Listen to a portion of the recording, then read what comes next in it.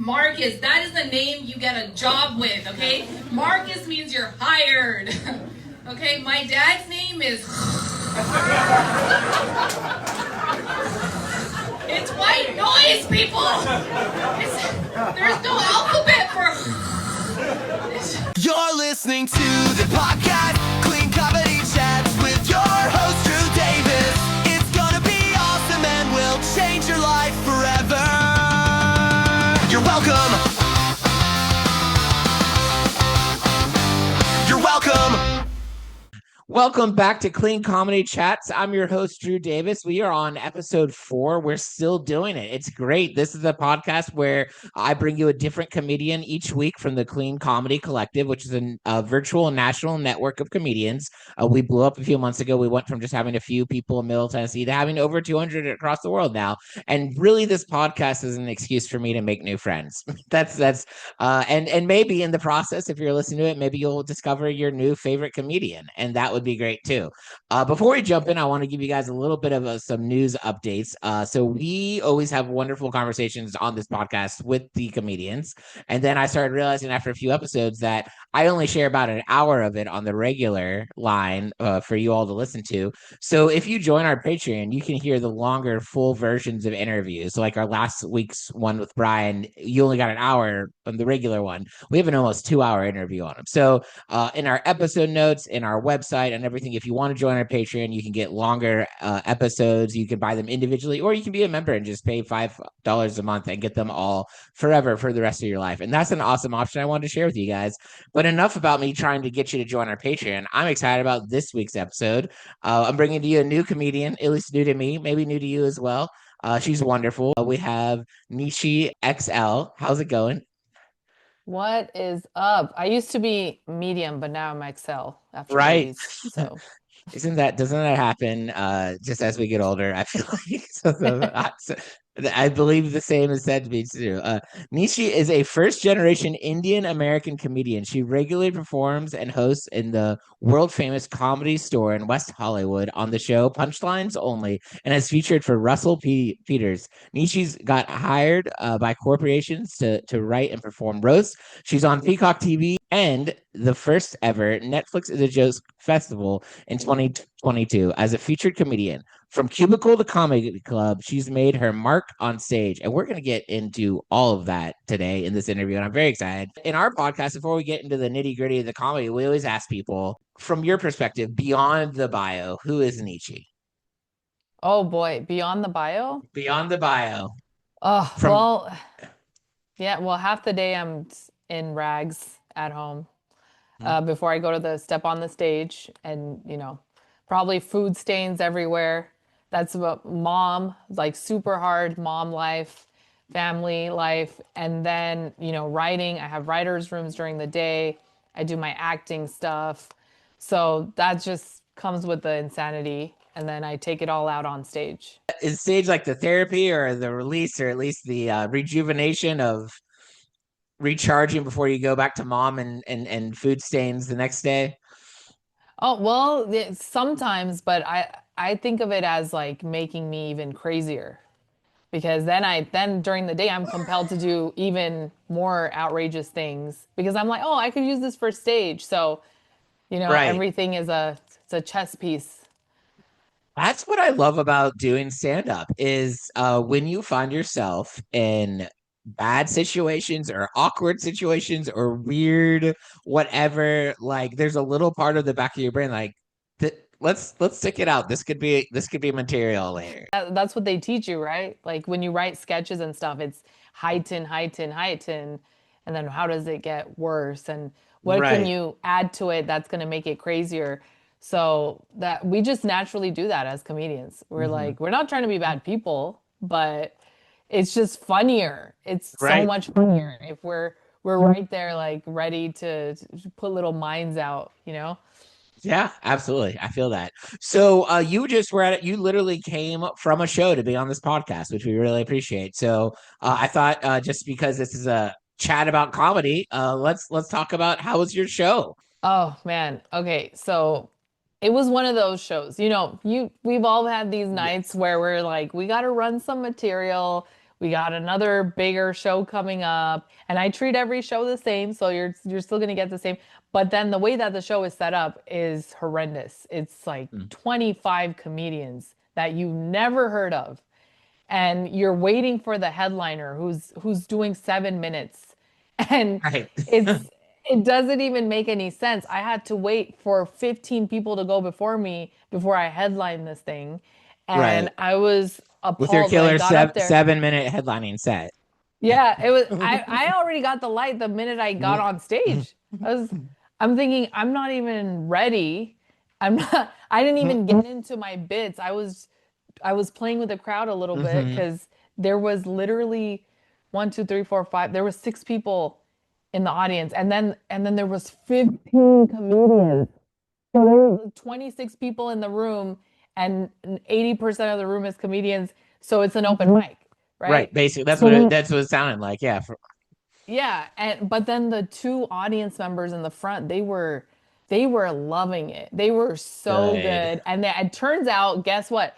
They followed me to the show. They're like, we heard you were going to be on the show, and we saw you back in 2020, and then we came to a bunch of your shows, and I have like stalker fans that they didn't even tell me.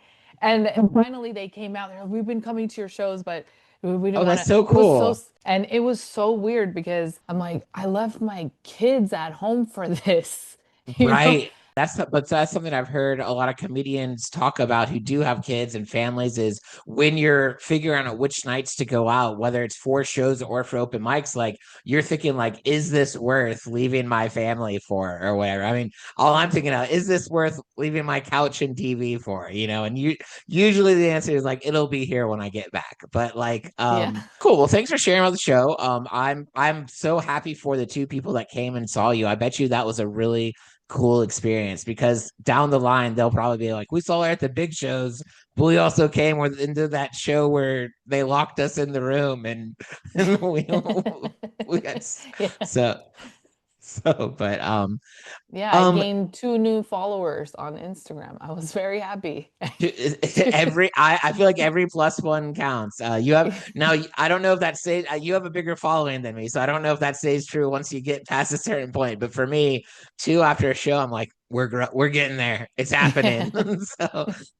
But you also host comedy shows. So talk about being a host. Talk about like I feel like hosting in the show is the most underappreciated and unknown role of for the comedians. But like, do you like hosting? Do you feel like you're good hosting? Have you ever hosted before? Oh yeah. I'm typecast often as a host. I'm a very good host, but I'm also a very good headliner. But oftentimes you're like, yeah, but we really need someone who knows how to host for this show. So often I get put on the when I talk about it, I always say like, no one ever is like excited to host. I never been like, man, I'm so excited to host. And leaving comedy shows, audiences are never like my favorite part of the show is the host. So I feel like it's very thankless, but also I also produce shows, and when I produce shows, I've been putting extra care in who I get to host it because I know it's like the glue that holds the show together. So, it's underrated and underpaid, underappreciated, but somebody's got to do it. I actually started hosting at the first club that I was passed in Flappers, which is in Burbank, and they're amazing. Their food is the best. I just did it for the food. I was like, give me those Wagyu burgers. Man, I'd be up there. I'm stuffing my face. Like, they're playing the video to go up, and I'm like, just a second, and they're like, okay, just walk up there with the. I could walk up there with the. Just walk up there with the burger. They get it. Yeah. You're free publicity for the restaurant. I love that. Yeah, it was. I mean, it's a great place. So I would go there, but I think the hardest part about hosting is the cold open, right? Going in, and then especially if they want you to do announcements and then go into your material, because now they're like, oh, this informational person is trying to be a funny girl, and then you feel awkward. You're like, I just told you about the specials now. Right. And then they're like, and they give you the specific instruction, do not make fun of the lobster. Don't make fun of the dishes that we have. The chef is very sensitive. And I'm thinking, no, but I'm going to make fun of it in a good way. Let me try it. No, don't touch that. Don't make fun of the bathrooms or, scanning and the rewards, because they always do the ticket giveaways. So I'll add something. So Yeah. if some comic was heavy on, talking about dating or something, I'll be like, oh, and you get, tickets to Celebrity Drop-In Saturday and Comedy Intensive and a date with Drew Davis, Right. And so there's all these rules that come with hosting that I feel, for me, if you can control yourself and, be a good little host and whatever they want to represent, because you're representing the club, Right. then it's easier for those types of comics. But some people, they're like, well, this is messing with my personality. I'm supposed to be Mhm. this edgy edgelord. And When you're hosting and when you're working, I mean, it's a job. We're professional comedians, and any kind of job, like the place that's hiring you is going to have their expectations, and the comedians that are like, oh, but this is art and they're distracting from what I'm talking about. Okay, you can be an artist anywhere you want. Go be an artist in the 2 audience room that they lock you in. But when you're working for clubs and you're working for a corporate show, like these are the expectation. And something we've talked about on this podcast before is just one of the overall goals of comedy is entertaining people like that at the end. So if your choice is to be artistic and edgy and lose your crowd or not, that's something always to consider. So yeah, but yeah. that's the hard part. But I think, as long as, like, I've been with that club long enough, Mhm. I know what they expect. They know how I'm gonna be. They always warn me. Oh, this is a Jay Leno crowd. Jay Leno's performing tonight. We gotta be a little bit less dark. We gotta do a little bit more, one-liner type of stuff. And so Yeah. it helps. They want you to be successful, and they want a certain type of audience because they know the market. So I respect Yeah. that. And then sometimes I'll just be like, you know what? These people need to wake up because they're not feeling it. They're not feeling the knock knock jokes or whatever's Yeah. happening tonight. And you got to shake them up a little bit. And then that keeps the flow of the show and it revives them. And I've literally heard Yeah. people snore, not particularly here, but in other places that I've hosted. The people will be up and they're all scared. Oh, it's a sold out show, and they'll go up do their stuff, and people are in the back and they're just drooling, and you're Mhm. like, what is going on? You're putting these people in a coma. So I have to go up Right. there and then boom, just slap it out. Wake up. I'm going to Yeah. come down there and I'm going to tickle you. I'm going to do something to wake you up, And I love doing that. I love it. I love it so much because that's what they hire me for. Mm. They're like, we know you can carry the room. And if something like that happens, then, all bets are off. It doesn't matter. Go dark, do whatever you need to do, Mm. and then you build that trust with the club. So then those types of people, that want to show their personality or whatever, they first build the relationship and then you can Mm. break the rules because then you're Absolutely. trustworthy enough. Yeah. Oh Like, my, I can't believe I didn't tell you this. I should have, this is what I should have started with. But on this show, this one of the comedians farted on the mic like on purpose? on purpose. I mean, I don't know how you would do it on accident, Yeah, but he took. I don't, as I said that, it's like, I don't know how it could be an accidental fart on the mic, but, you know. I mean, it could be. You could. Oh, I gotta.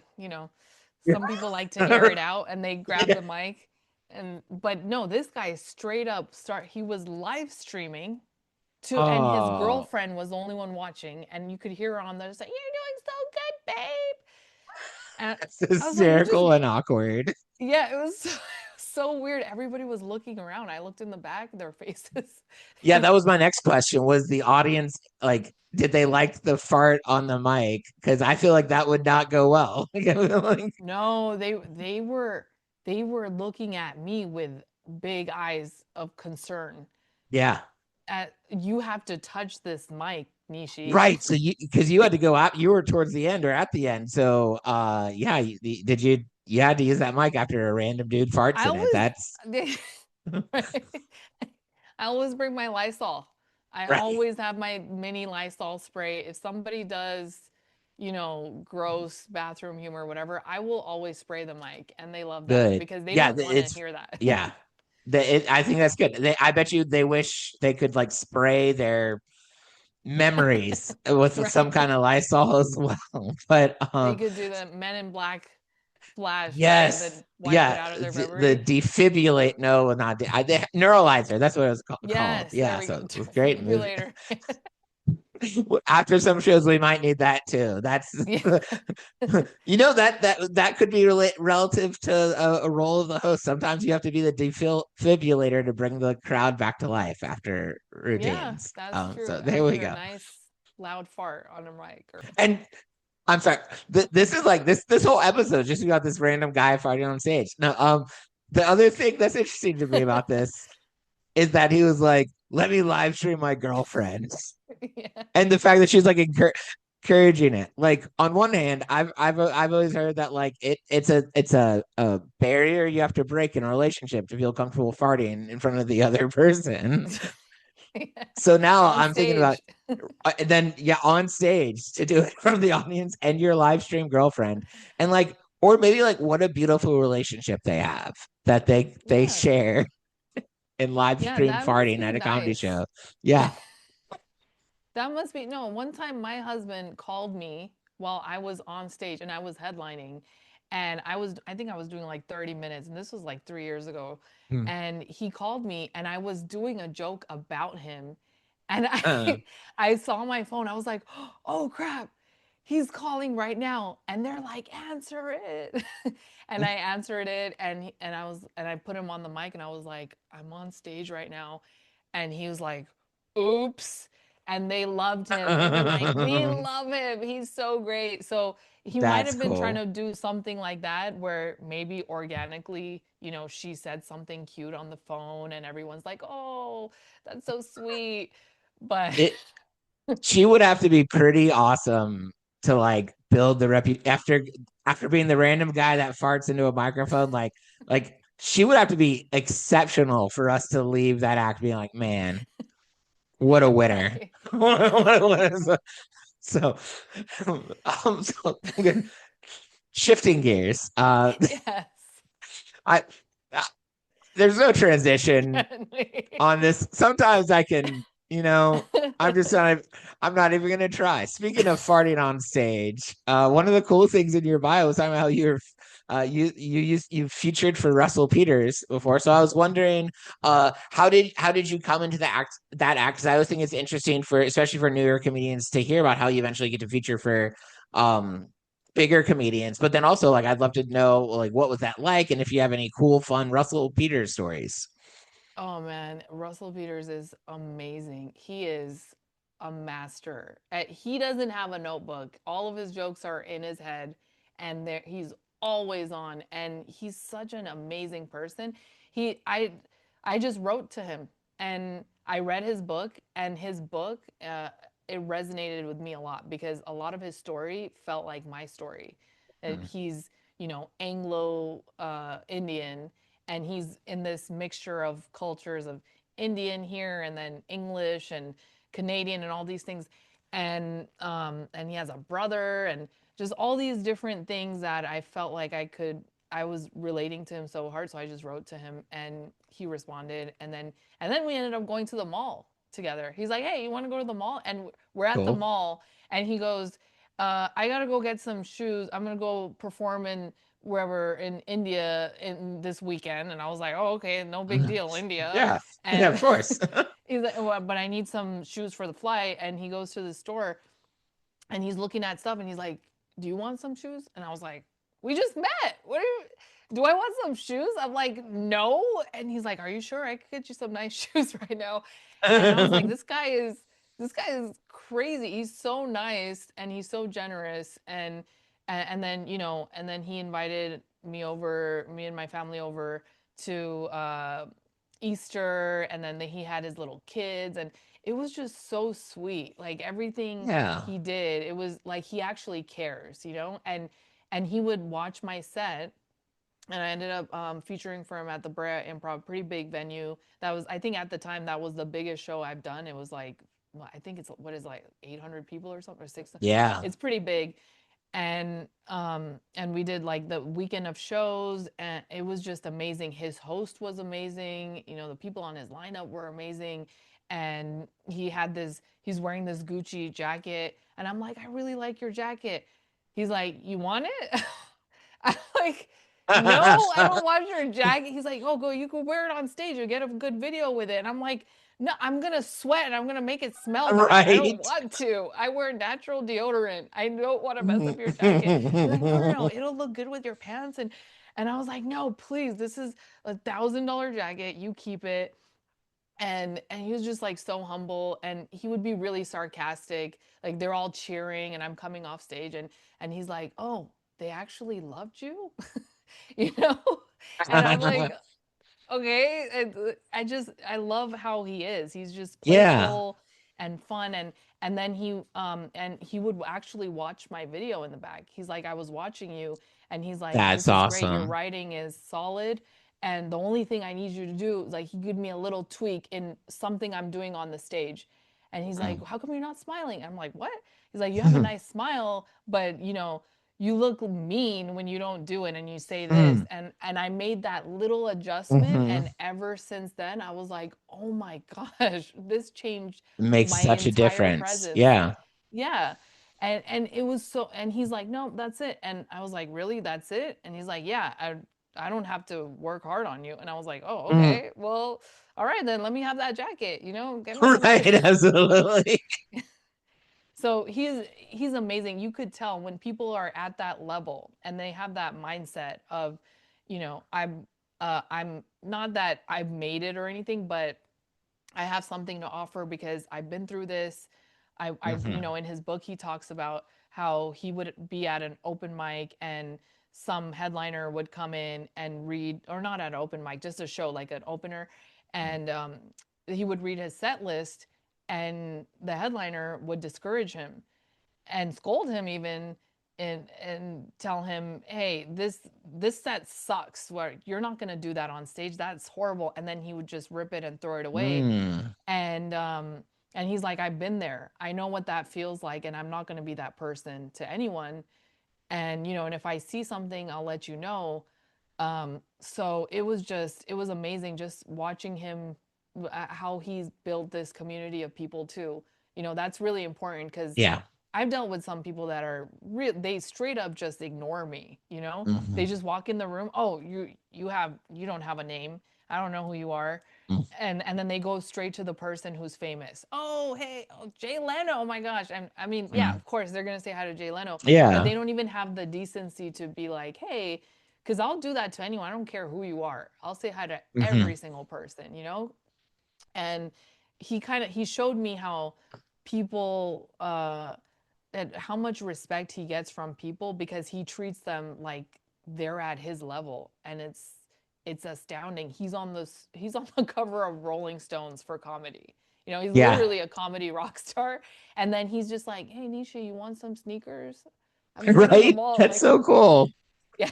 He's like, send me pictures of your baby. Just I want to see him, and you know, maybe I'll drop by and I'll see the baby. You know, stuff like that. Just so sweet and so kind. He reminds me of my brothers. You know. Yeah. You work clean. Do you work only clean, or do you do like kind of everything and then clean when you need to be clean?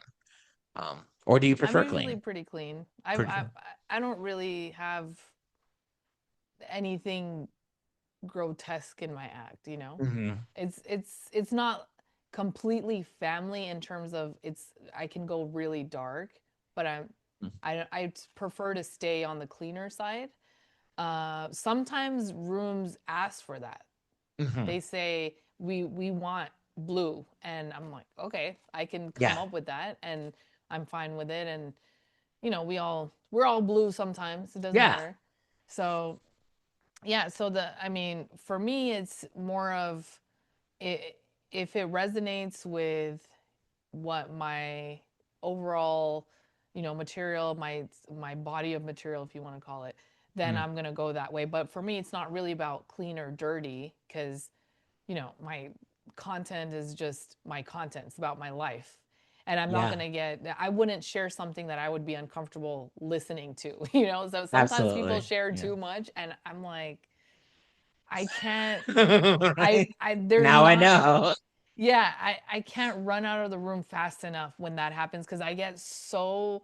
It's just gross. It's like, why Right. would you go there? Why do you want people to know that? And it's really not that important. We can find another angle, you know? Yeah, but you do a lot of corporate work is what I was learning about you. So what's it like doing corporate comedy? And then also I'd love to know about you. I was in your bio was talking about doing roasts at corporate shows and stuff like that. And that Hmm. was interesting to me because I find it's kind of, at least for me, it's kind of hard to roast well and stay clean. Um, that so because I've had a few times where people are like, "Hey, we should do a clean comedy roast," and I was like, "I mean, we can." Right.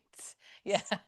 That is tough, but the corporate element of it requires Mhm, somewhat soapy cleanness. And, that's just for HR reasons, mhm, right? You don't want someone to have a meltdown like after, hanging out with their coworkers and they're still at work kind of, yeah, right? It's not yeah, exactly work, absolutely. but you're still with people that you work with and it's like Vegas. It doesn't stay in Vegas. Yeah, It yeah, it's the comes opposite of back. Vegas. Yeah, Yeah. it stays It's there. yeah, it's so so with those guys, they specifically tell me before the show, they'll send me an intake form. This is what I want. No cussing or no blue, whatever it is. And then, off topic, this CEO's family, or off topic, his Mhm. affair last year, whatever, right? That kind of stuff. Yeah, like I didn't even know he had an affair, but okay, sounds good. Yeah. I will not bring it up in the act. Right. It's so so they'll give me that um and then most of the time it's whatever their party committee person or whoever is booking these types of things. So they will have done all of the research of, if somebody's being honored, for instance, like here, this guy's retiring or whatever it is. Mhm, So we want you to focus on him and make jokes about retirement, or he's been here for 80 years and he's been here since we first got electricity and this is an electric company, so he's been through all of the different versions. mhm. So it turns into one of those things where they give me what they want, and then based on that I write the material, and then sometimes they ask for approval. They ask me to send it in for approval, so they'll read it over, and then that's the tough part because you can't just send somebody jokes on a paper and then Right. expect it to be. It does not have the same effect as the delivery in the real life. Yeah. Yeah, and that's where you can probe. Oh my gosh, she used this word. Does Mhm. that sound? Is that going to be offensive? And it's okay if it's not in one of the deadly seven sins or whatever, or and the words that are banned on TV. Then it's fine. You just Yeah. relax a little bit. They're all going to be drunk. You guys are drinking. You don't normally Right. drink. We have to have some kind of differentiation between Mhm. your actual work environment and then you guys building rapport. And I remember this one particular show I did. What was it, like a few weeks ago? And uh I think there was like 5 comedians total on the lineup, and they were just bombing so hard. They were doing their own material, and they were just, I'm a, well, I can't say what they're, because Right. but yeah, but they were doing their own material, like I'm fat and and, and they were just watching them like, what's happening? So I went up there and I was observing the crowd, and I'm like thinking, what is going on? Their material's funny. I'm laughing. So that gave me the indication, oh, they don't want material. They want somebody to talk about them. Right. So I just looked up their company real quick, and then I went up there and I started making fun of all the comedians before me. And at the end of my set, the CEO, he's just started clapping, and then he's like, that's what I wanted. I wanted you to take a dump on everyone in the room. And you made fun of them, and you made fun of HR and this and that. And I was like, all right, that was fun, but sometimes they won't tell you, but you can Hmm. tell in the room what's happening. But the corporate thing is pretty, there's so many different levels of it, right? Yeah, but I'm learning that when you get those gigs with corporations, with businesses, and stuff like that, your regular act doesn't do as well as when you notice things about the people or about what they're doing and make jokes about that because you're kind of entering their world. Like they already have the context and the relationship with those kind of things. So I'm not good at it yet, but I'm learning to trust myself more when I'm doing those corporation shows where it's like okay, let's like you said, break the script a little bit, not just do my whole. They don't, if I'm going to, what was the last corporate gig I had? They were like the business that sells like the machines in the hospital that keeps everyone alive or whatever. Like, so it wasn't so much a hospital as people selling the equipment. And I was like, they don't need to hear my youth pastor jokes. Like, they don't need to hear my opinions about pizza and stuff like that. That's not the stuff that's not gonna. This isn't the room for that. Just in general, another comedy related question for you. Do you have any like particular long term or short term goal, like a comedy thing that you want to accomplish in general, or maybe there's something like this year or like I don't know this week that you want to accomplish? Like what's something that's on your head is like a goal you have for yourself in stand up comedy? Oh man, I'm obsessed with writing. I'm Hmm. so obsessed with writing.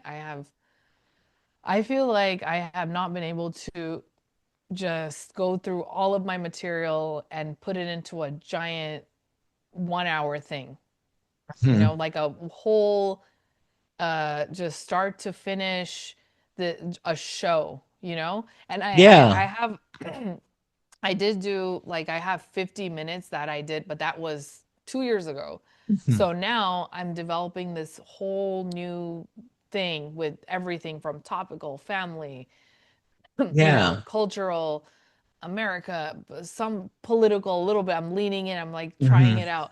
And I want to just put all of that together and, weave it in nicely and make it, and, working on just writing other forms of things. Because I used to write a lot of sketches. That's how I actually got Hmm. started.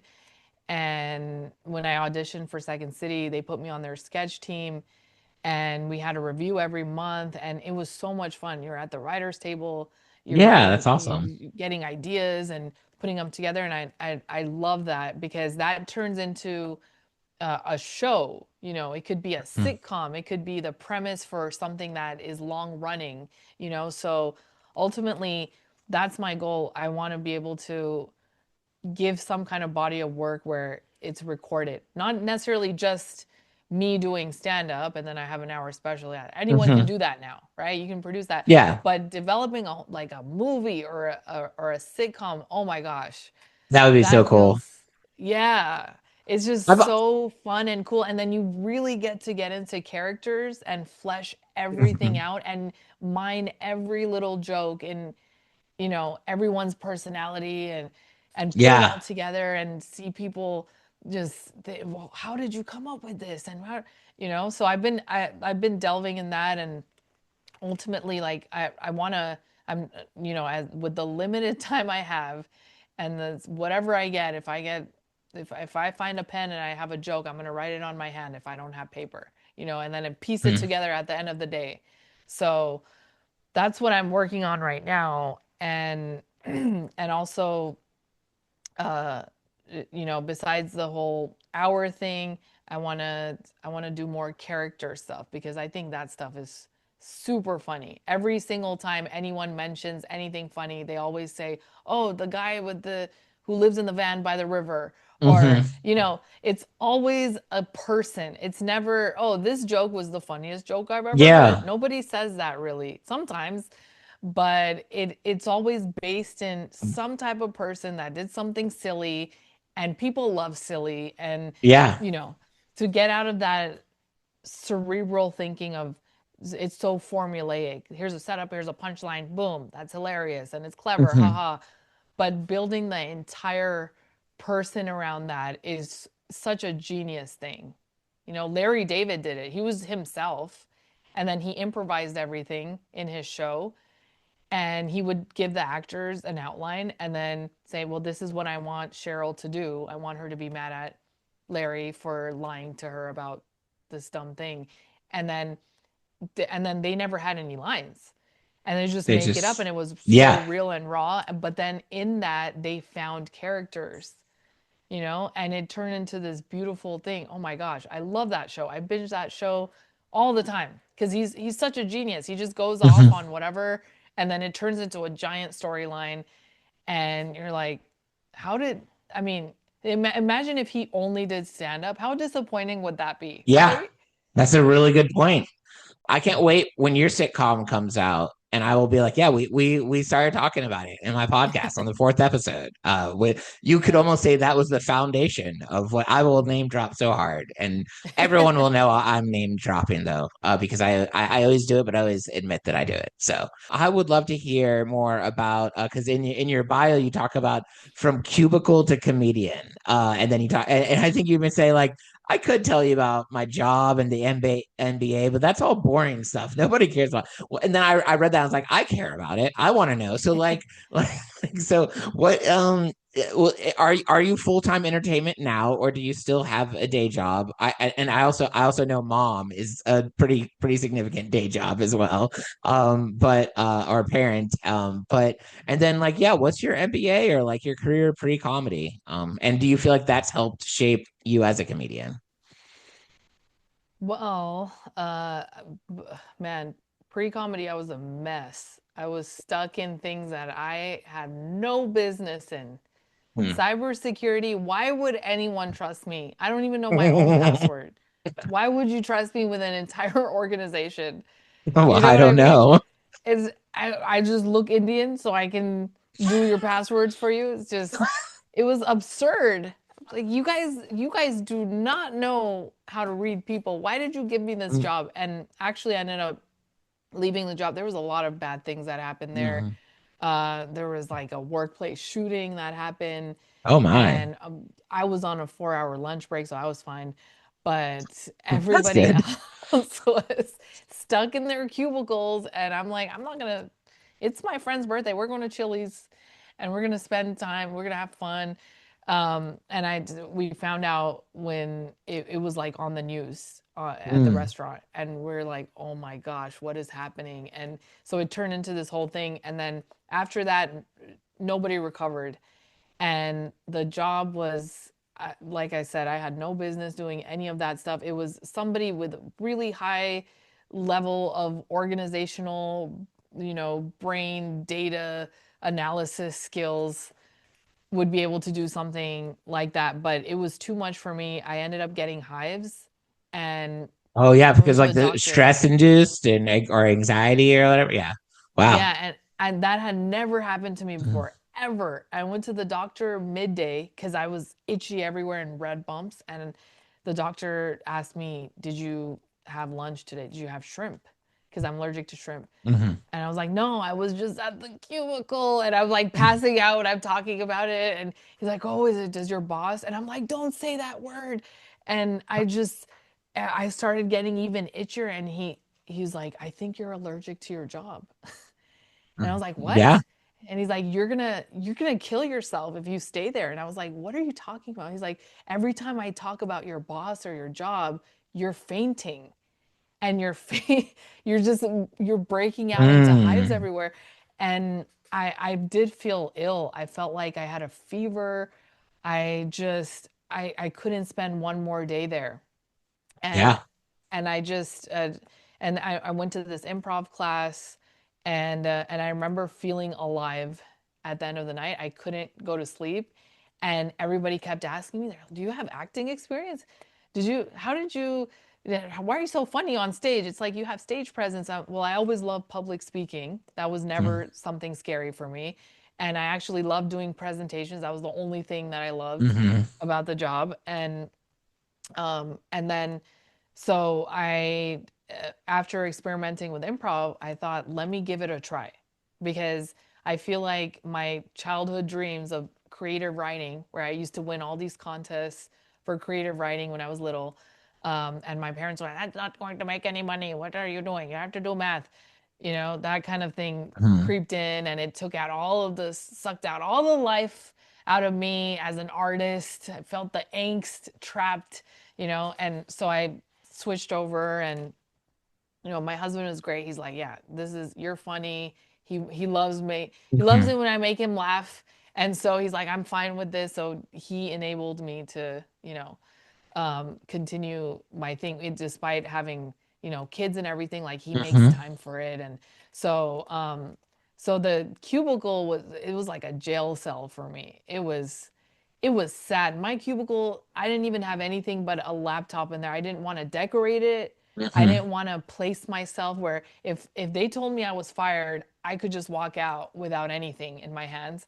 Like, no, everybody else's cubicles, pictures everywhere, Yeah. you know, all these things. So that's where I thought, and also I used to make a lot of memes and a lot of stupid little things at work, and I would send emails anonymously to my coworkers, and they would laugh, and then I would get in trouble, and they're like, "What did you mean by this?" I'm like, "It's just a joke. Who cares? Like, this is how I'm surviving right now. This, Right.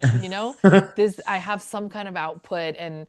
Um, and it was just a bad environment because I couldn't even get ahead. I had my MBA, and they kept telling me, "Oh, well, you're not ready for a promotion." But then somebody with a high school diploma became my manager. And I thought, I don't That's get it. rough. Yeah. Yeah, it was rough. And I'm like, I can't even play the diversity card. They're like, no, we can't. You're not, you're a white now. You're privileged. I'm like, how am I privileged? You have your MBA. It didn't even make any sense.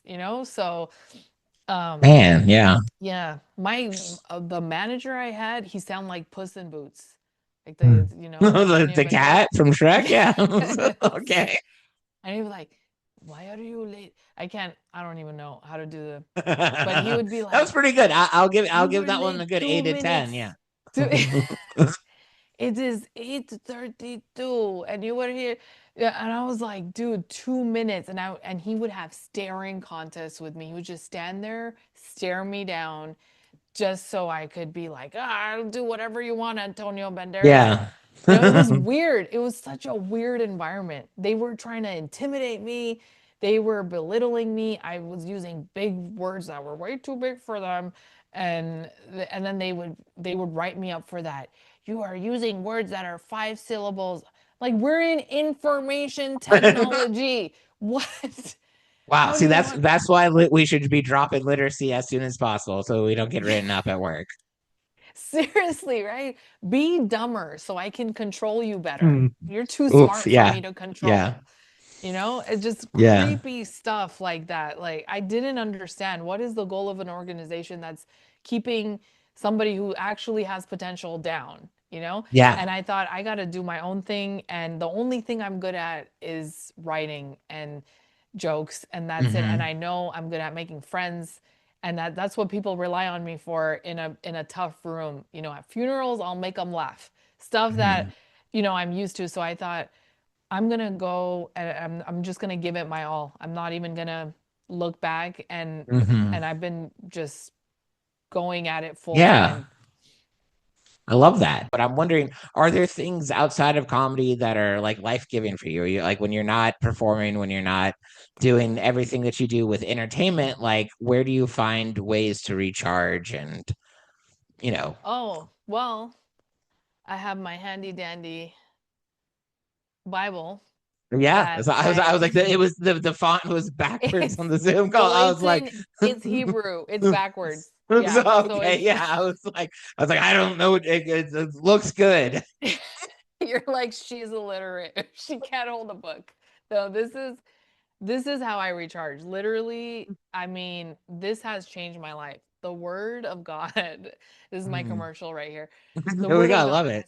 has I mean, We'll play some honestly, music in the background and we'll. yeah, where's my halo? I mean, I gotta shout out to Jesus because he changed my life, dude. Like, seriously, this guy, he did everything. I learned how to focus from reading the Bible. I had so much trouble focusing. I think I had actual ADHD.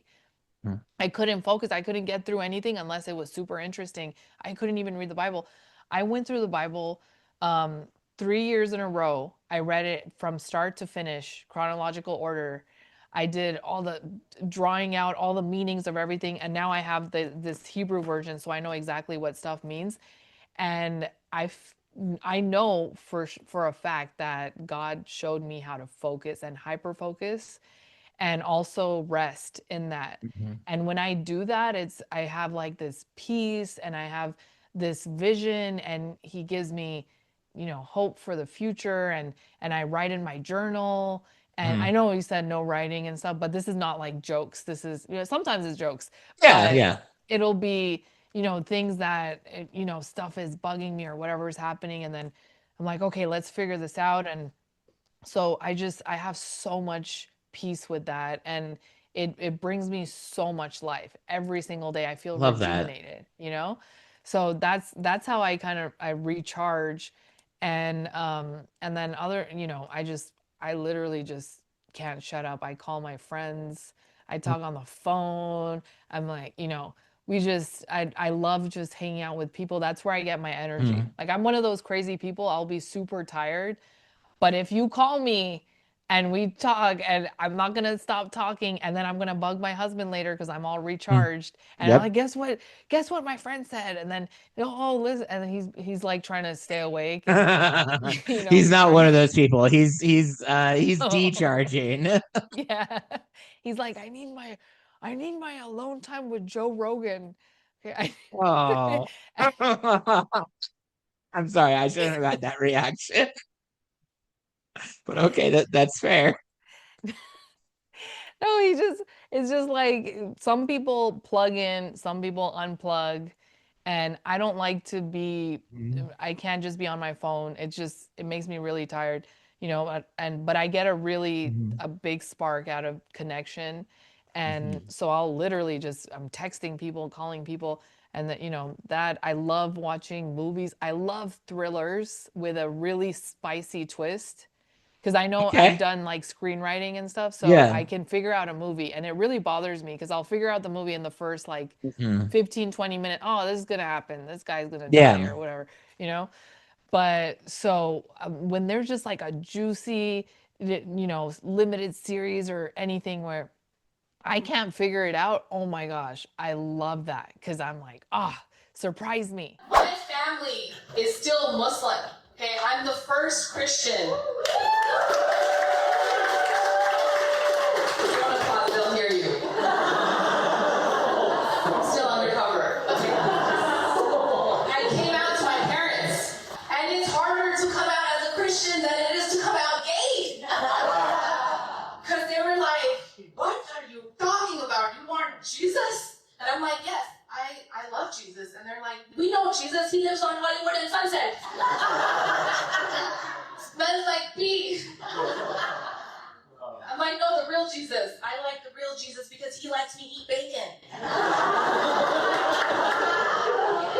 You guys, I don't know if one thing could solve all the world's problems, it would be bacon. There would be a lot less car bombs in the Middle East. Just get to a BLT.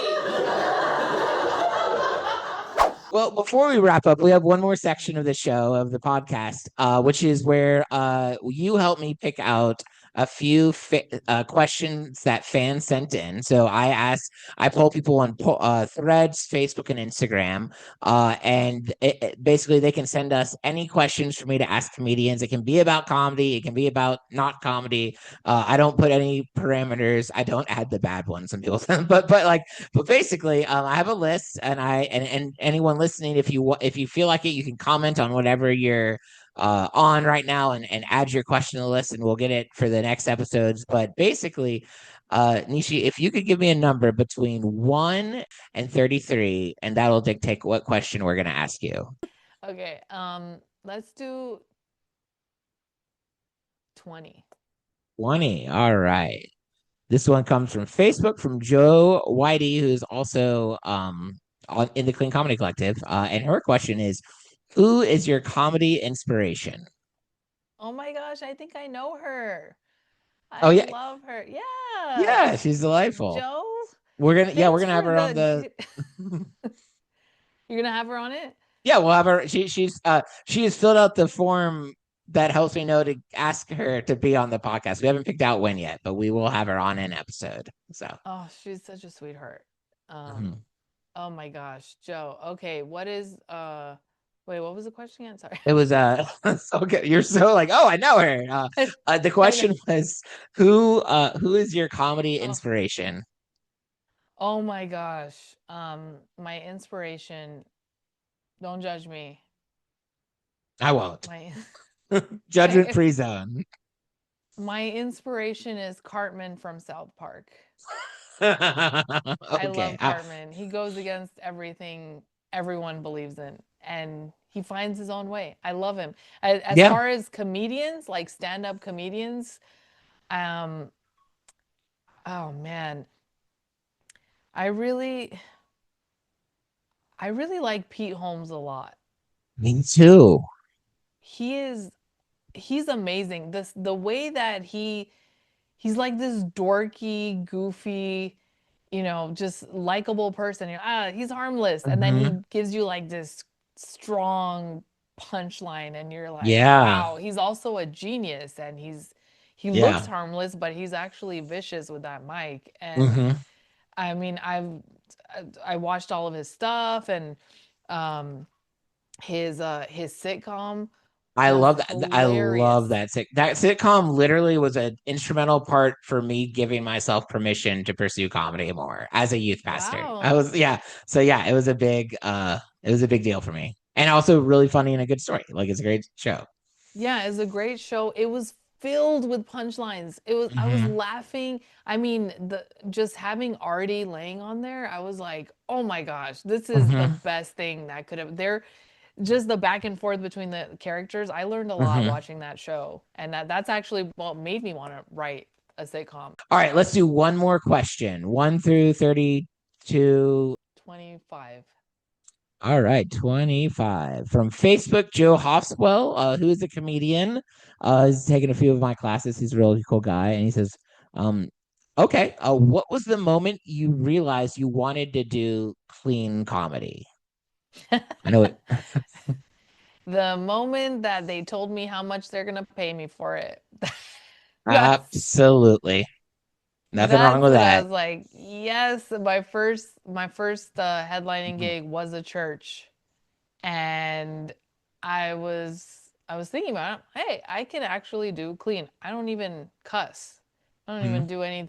So at that moment, I thought, oh my gosh, there's so many people that have this need, and you can always go dirtier and dirtier. Mhm. So when the church contacted me, um, they said, we'd love to have you. We just, don't do anything. And I'm like, I got you. I got Yeah. you. How much? And I got you. Because that was that. I think that was when I learned, okay, if I'm gonna start making money with this, then I have to go this route. Hmm. And I can't, because you can't come back from, having a filthy special or something, right? Right. Like you can't, the church is not going to hit you up and be, oh, can you, let's Mhm. go, let's do it Old Testament style. Let's throw in some, situations in there that are not so child friendly, but there was kids there. There was, they were all watching and I was like, this is so interesting. And it was a big giant house and it was a ton of people and I thought this is amazing and they loved it and they hired me again that then following year for their Christmas party.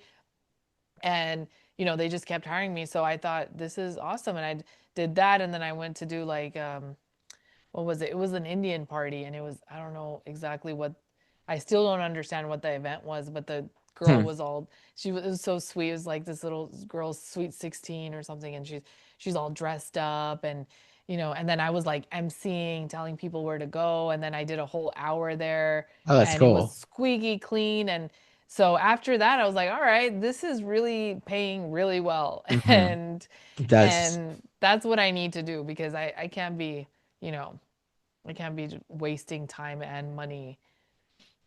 Yeah, that's it. There gets to a point as a comedian where it's okay for you to stop doing as much of the free stuff or choosing when And I feel like a lot of comedians struggle that when they're close to that point, because I feel like when you start, it's like take every opportunity you can get, but there gets to a point where the opportunities are coming, and we have to appreciate our time. Our time is limited, especially if you have families or kids or whatever. And so there sometimes you get to a point in your career where you do learn like I'll do the stuff that pays. And maybe I'll make an exception for other things, but it is, and it feels. I know I feel awkward because there was a point where I'll do anything that will anyone that will have me come do their room. I will gladly come perform, and I'm grateful, and I love all the shows that I do. I always, even the weird ones that are low attended, I somehow usually find a way to enjoy it.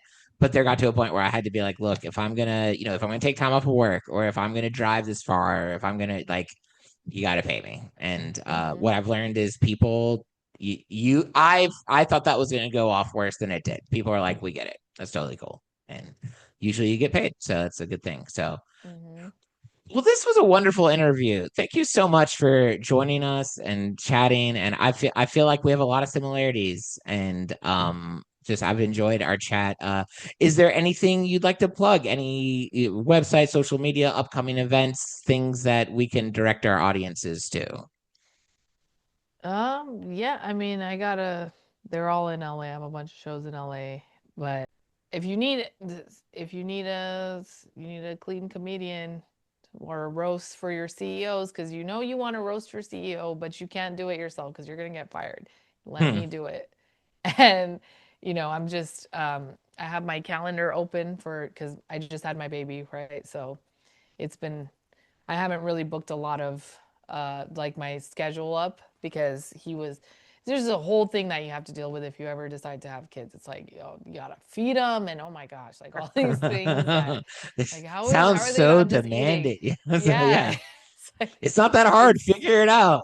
Just chew. Like you're Yeah. growing teeth, just chew. Like you have to teach them words. Like Oh my goodness, so high maintenance. I'll go to yeah, the gym if I want to work out. That's too much. right. It's just a lot. So I have my upcoming stuff. I kind of deferred a little, and my baby was sick for like last week, so I was like, oh my gosh, I gotta take all this time off. But those things happen all the time. But yeah, I got a bunch of openings for the corporate gigs and stuff because I'm ready. I got my pen ready. I have a red pen for the special people that are like, no, we got to get them hard and just. Yeah, But that's yeah, and fun. I also have I host every week at the Burbank, Flappers right here, and then Comedy Store.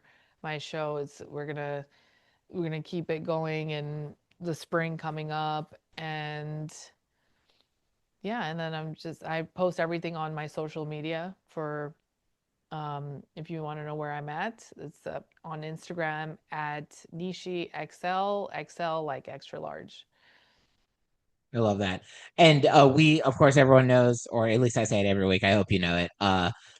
All of Nishi's information is going to be down in our notes and the episode description. So unless you're driving right now, feel free to go click it and give her a follow and keep up. And if you're in LA, go to one of her shows. So I was scrolling through and watching your reels today, just kind of getting a better understanding. And so there's a lot of the shows looked really fun. A lot of them are probably at the Flappers where you're hosting and stuff like that. So yeah. And I always end our show with just a plug of the Clean Comedy Collective. So if you like Nishi, she's in our California group on the website. You can go cleancomedycollective.com. You can see all the comedians that we have in every state.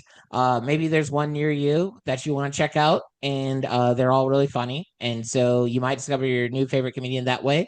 You can also view our earlier podcast episodes. You can also see what upcoming Clean Comedy Collective shows we have in your area. And if you're like, man, these guys are so amazing, I just want to give them all of my money, there's a donation section too, and you can do that. With the Patreon privilege now, you can listen to the longer episodes, or you can if you can either buy them individually or just pay $5 a month and get them all the time. So I feel like that's all the things I normally say at the end of the episode. Apart from like, thank you all for listening and being here. Thank you, Nishi, for being on the show. And that's it. We'll chat with you all next week. Thank you so much. You're welcome.